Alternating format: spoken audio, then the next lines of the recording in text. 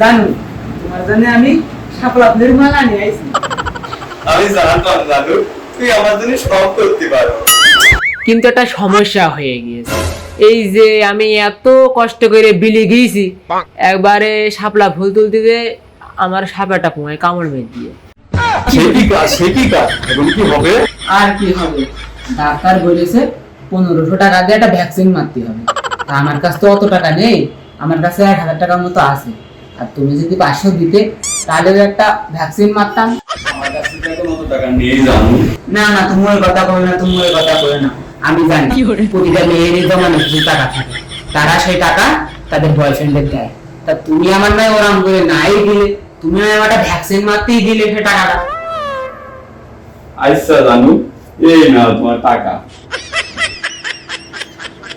সাপে কামড়াইছে কি কিসে কামড়াইছে আমি জানি না।